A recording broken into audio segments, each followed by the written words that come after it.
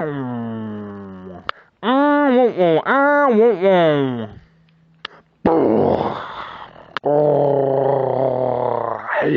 that's right, it is me. You can call me Bones, or you can call me Final, or you can just call me Brennan. Today, the question asked today is, where is the Gray's location? To understand where the UFOs go, let our first journey begin with Viktor Schauberger. Thank you, and an extra thank you for you. Viktor Schauberger, the scientist of the beginning research in implosion technology during World War II. One of the Nazis' leading research. While the Allies were working on things like the atomic bomb, Hitler's leading researcher, Viktor, was working on the forces at work on UFO technology. He coined the term diamagnetic levitation, which basically means taking magnetic fields and using their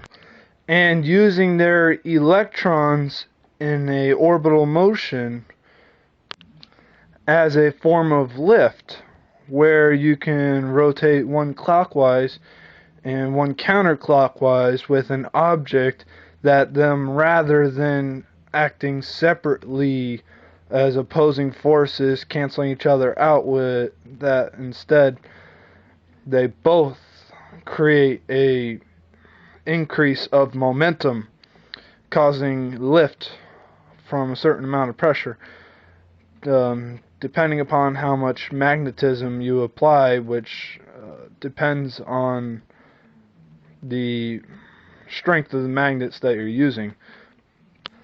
He mainly coined it as a theory, as he approached reaching levitation in many other forms of the sense. His first famous invention was a vortex flying saucer.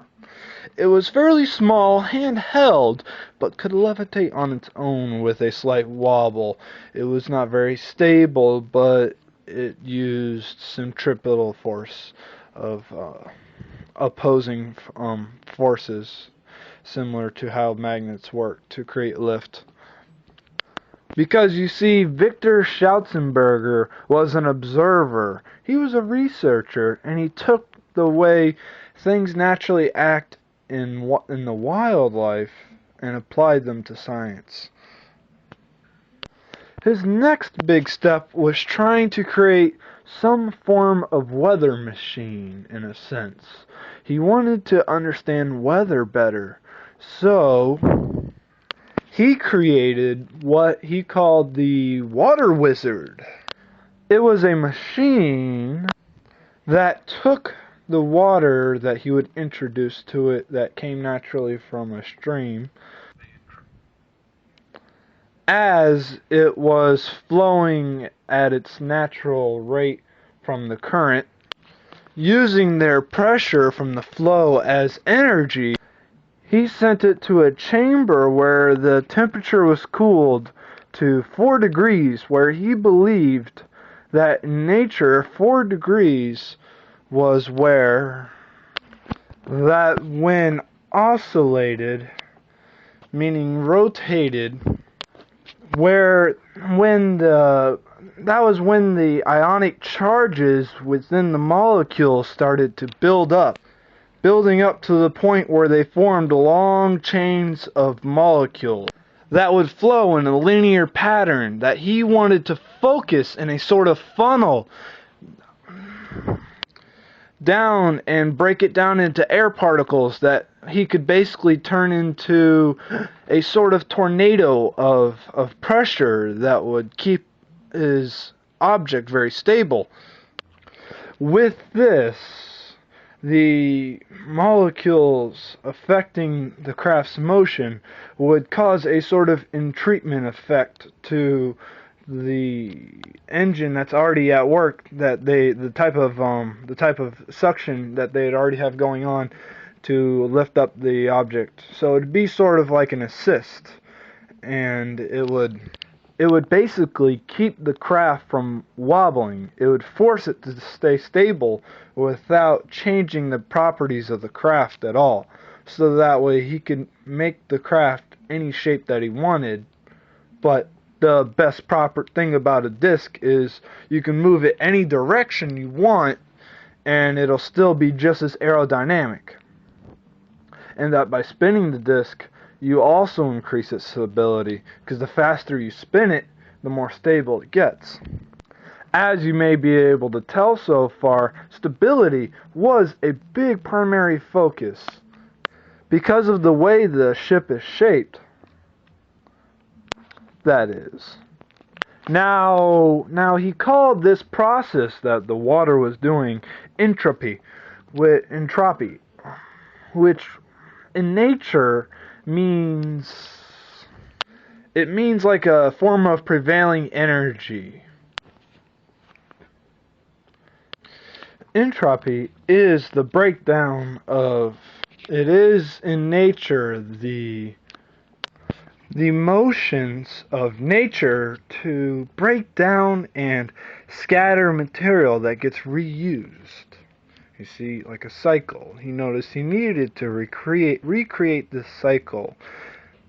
So with this, he went into further research about suction turbines. How to create a suction turbine that would implode explosions inside the engine rather than exploding, that disperses energy and doesn't fully utilize the process. He did this because in nature, things are always being destroyed and burned and killed off just for the chance of new life being born. And by killing off this object, new life had more fertile soil to work with. In nature, this created order. It created law and understanding. This imploding created centrifugal motion. Sorry, I meant centrifuge motion, not centrifugal. There's a big difference between centrifugal is not a word. Centrifuge motion, which basically means it separates the motions of objects. In some cases, it also means to break down the motions into pure resources, often used for separating liquids. Like when you see the people with the test tubes, and they show them spinning the test tubes. By spinning it, that separates, that mixes the chemicals together. But if you were to put two separate chemicals in there, while you're spinning it, they're going to separate from each other on the same sort of situation, if you go fast enough. And using this separating of motions, you can have one stable object surrounded by something very chaotic. And with this, Strausenberger's experiments started to get really popular. And Hitler threatened to kill his family if he did not start working on helping him with the war and creating new inventions. Hitler wanted a flying saucer of his own. Trying to recreate a UFO, Hitler more or less wanted a silent aircraft that could not be heard, while he could possibly send troops over to enemy borders, drop bombs, etc., etc. And with the bomb race going on, it was in high demand. Hitler gave Viktor Schauberger a team of scientists. He insisted that they be treated not as prisoners but as free men, even though at the end of the day Hitler would keep them in a cell and give them very little food. They were still treated as prisoners, and the only thing they were allowed to do was work on the science experiments and report back to the generals. As paranoid as Hitler was becoming, in some cases they were only allowed to respond to Hitler himself.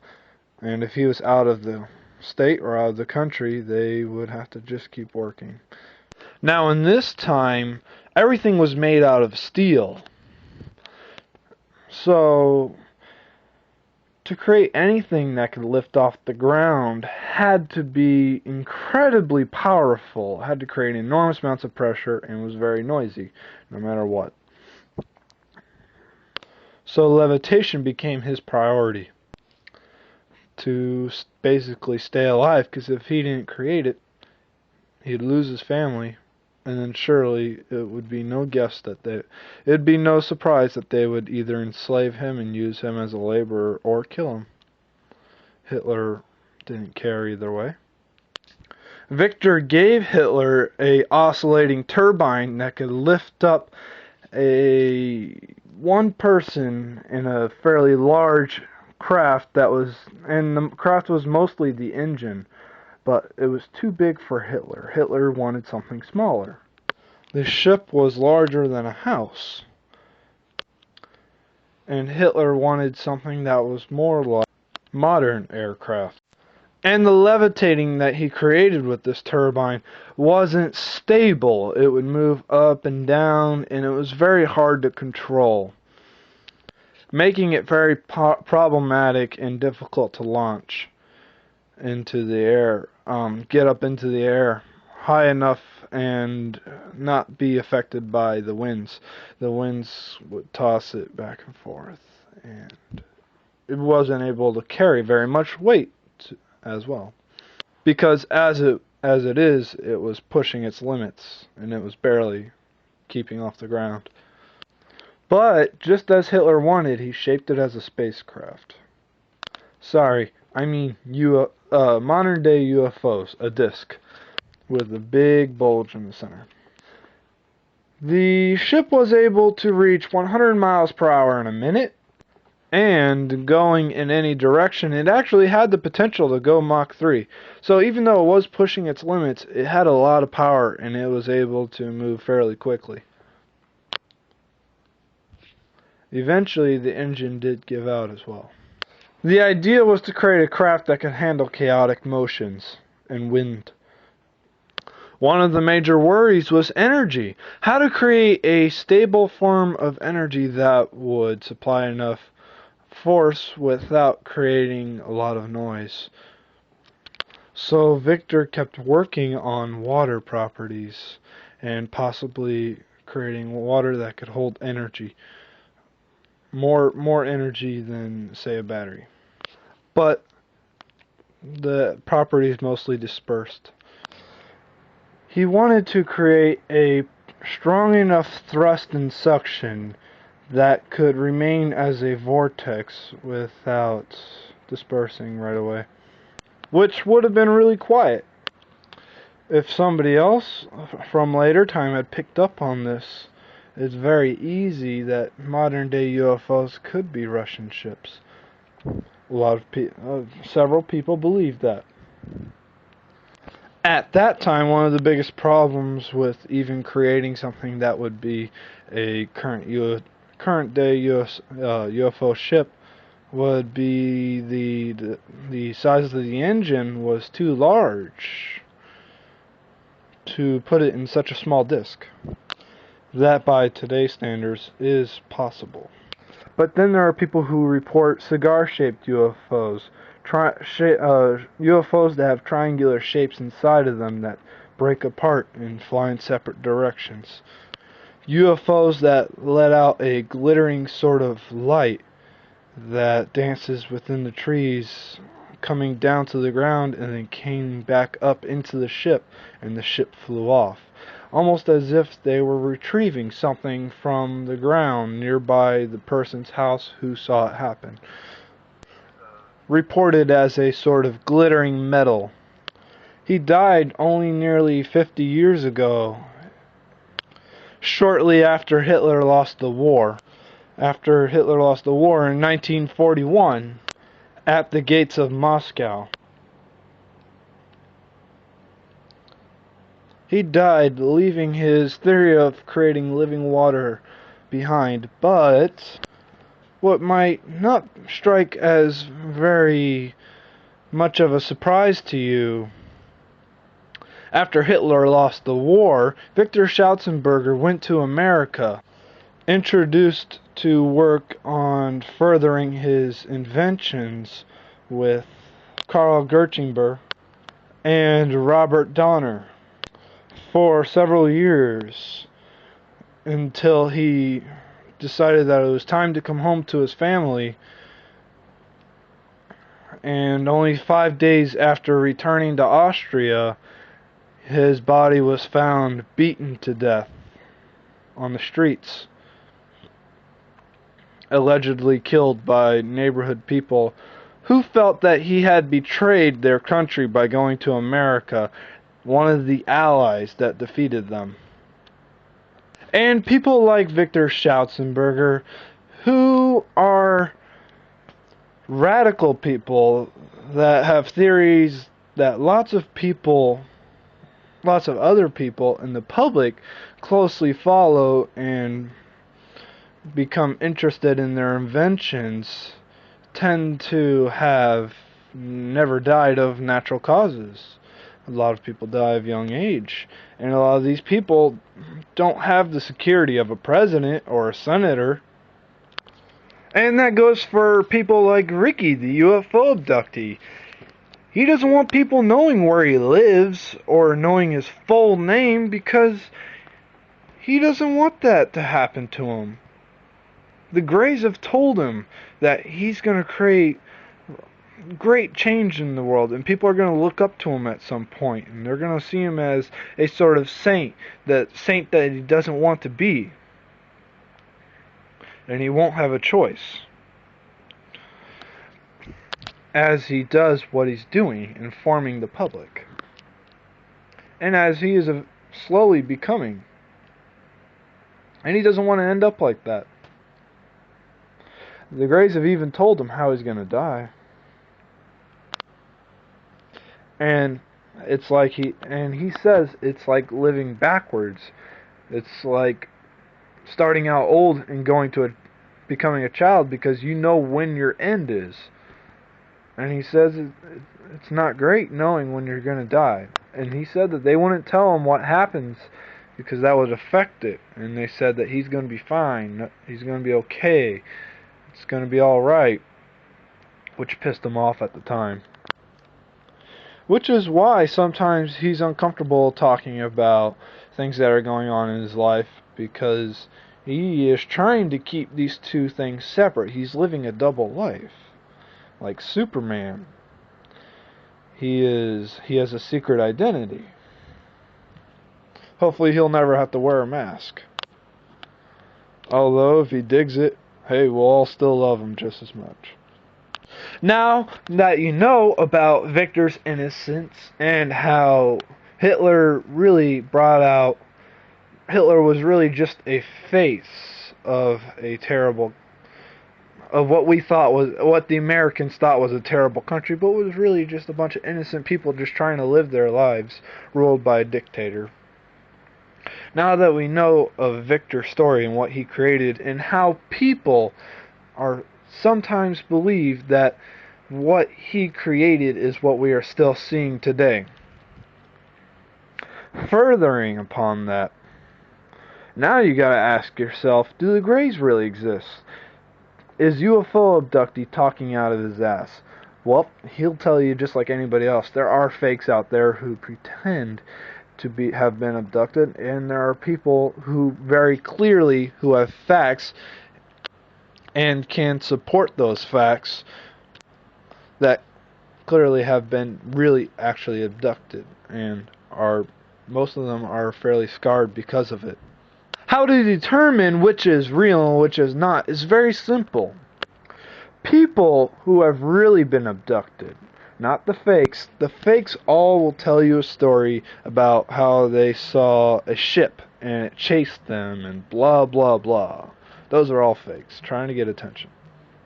The real people, they will tell you how they don't know how they got into whatever room they were in, but they just woke up, or they had the Greys meet them in their sleep. Oh man, my hairs are rising.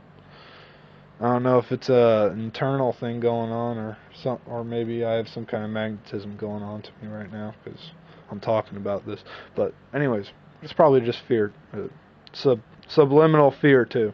I don't feel afraid right now, but there's some things that you can't control. The Greys will willingly, in all these abductions, they will introduce themselves in a sense, and they will do things to scare the people into a frozen state where they can go ahead and knock the person out and send them into a nice deep sleep, let them wake up nice and calm, and take a gentle experiment on them where they will insert things that will make their future presence with that person much more simple, because we are people who have been abducted are informants. The Greys put testing material into them so they can communicate with the person, so they have whatever kind of access they need with the person. If the person has a disease, maybe they'll want to put something in them that'll give them a better view of the way their heart is pumping or better blood flow. They have technology that they can insert in the body that does not set off the defense systems, and that is accepted. I'm sure it is a technology that we might come out with. But anyways, furthering this, real abductees don't see the aircraft. And if they do see anything, it'll just be a bright light. Who's to say there's even a craft? Everything could be a delusion. Something implanted into them. Memories and thoughts and actions implanted into them. And that they are not actually on the moon or in a craft or in a room, that they're actually just still laying in their bed and they don't know it, or they're still in their room and they don't know it. They're in their bedroom. Maybe they use teleportation technology, and that what you're seeing are holograms. We already have holographic technology where we can create holograms. We can create holograms on a flat surface. We can create a hologram that can only be seen through a pair of glasses on a computer set. And we have holograms that can turn a person invisible, that can only be seen on the same type of hologram set where the person's wearing a special suit and they have special cameras all around them, so it's taking double photos back and forth of the person, and the computer picks it up, and so when you look through the eye lens at the person, you're seeing what the camera's setting up for you as invisible. And with other tricks of the trade, considering that they use fear tactics, it's no surprise, that they have nothing like what we have. They don't use vehicles. You gotta remember that they're a completely different mindset. If they were not a completely different mindset, they wouldn't be just our creators. They would be our best friends. They would be equals. They would be communicating with us in a different way. They'd be communicating on our level, and they are definitely not communicating on our level. They have internal plans, and internal methods. They see beyond what we would think as a easy approach to things. It's like man versus dog.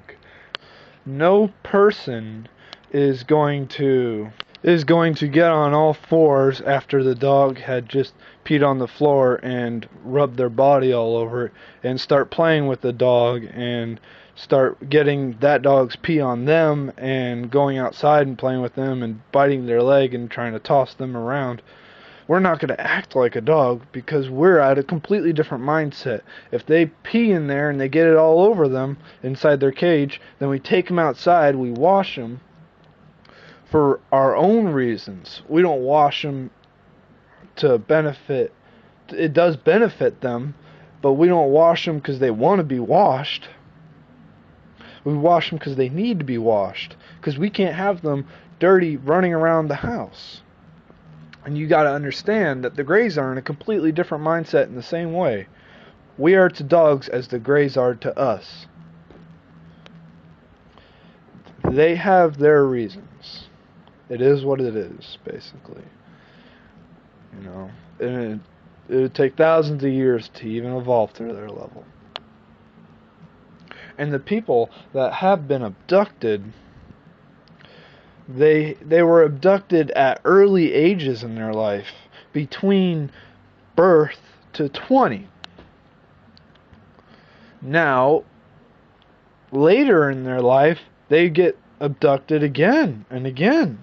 It's the people who have actually been abducted have never been abducted just once. And there are people out there like David Icke who try to get abducted, who stand out in lights or sit out in the country and they wait to be abducted, but they can't get abducted. And they wonder why. Why can't I be abducted? And I'm going to tell you why. These people cannot be abducted because there is not a list. There is not a line of data, but rather there is a what I'm going to call serial number that they stick with. There are several serial numbers that they have chosen that they will abduct as babies, and they will abduct them without them even knowing, because Ricky even said that he could have possibly been abducted and not known it even younger than what he thought his first abduction was. They could have kept him heavily sedated the entire time.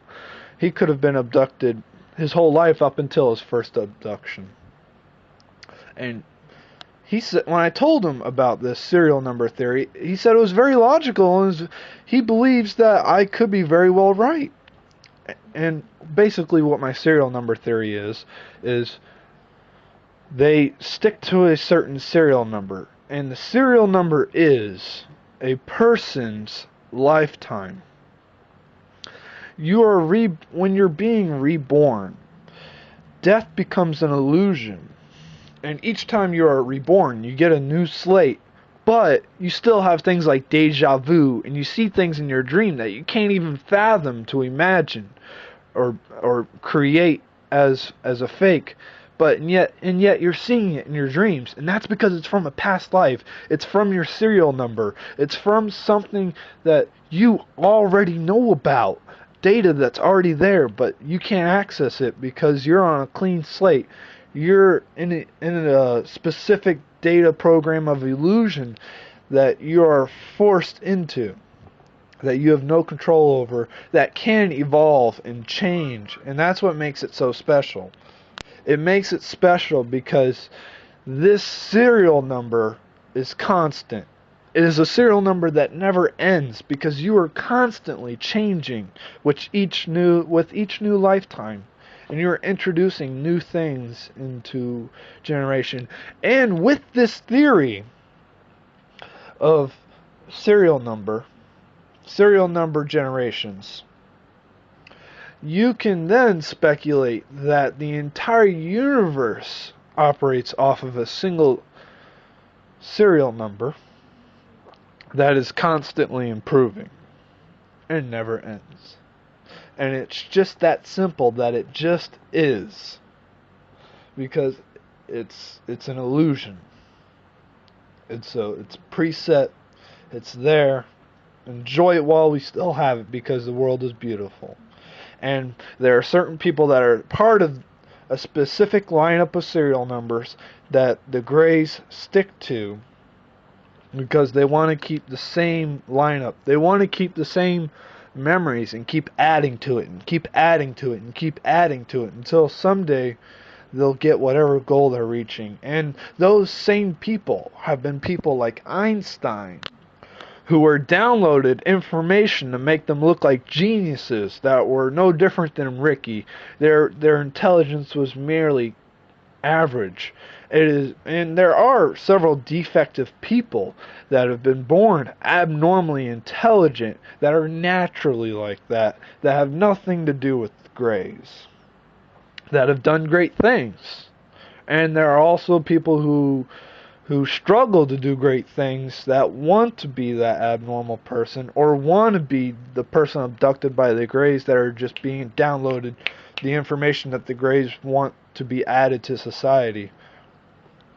To them, we're not even something that we would understand, because it's like, to us, for us to create something, we created dog as a tool and for entertainment and as a source of a best friend. They created us for something completely different, because they don't see us as best friends. Even though we should see them as best friends, they don't see us as friends. They see things in a completely different line. They don't have enemies, because they don't operate like that. They may have species that fight with them, but they don't consider those species enemies, because they have a completely different way of looking at it. The word enemies doesn't even mean anything to them.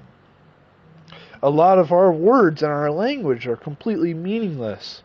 And the words that we use the most, that we think mean nothing, mean more to them than we could possibly imagine, like the word is and the word the. Things that just define are more important to them.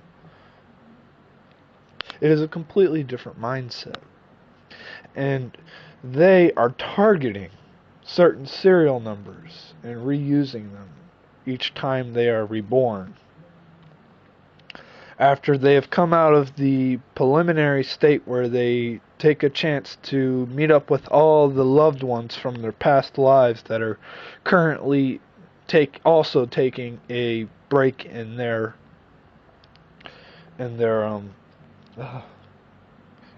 serial number life.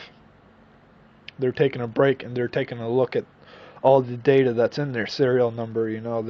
They're flying through the air if they willingly want to. They're socializing. It's the same thing as a dream. It's a form of consciousness, of energy, that is the full amount of the serial number. The full data serial number is a database. Serial number database. We all have a serial number database that we are part of. And that is my theory. People like Victor were not part of that serial database, but they still had to, and that's why he had to struggle to create what he did. That's why he had to do so much research. Nothing was given to him. He didn't get these great gifts that several abductees are given. And in the end, he was still betrayed by his country. And, I've come to a completely different mindset by knowing these sort of things. It really changes a person and the way they look at the world. And I've been like this. I've been mostly like this for a good portion of my life, because a lot of what Ricky was telling me was it wasn't even deja vu. It was just stuff I already knew. Stuff I've already researched, stuff I've already understood. I personally think I have an extremely unique brain, because I think completely different, which is why I'm becoming a therapist. And first I'm going to become a counselor once I get my bachelor's.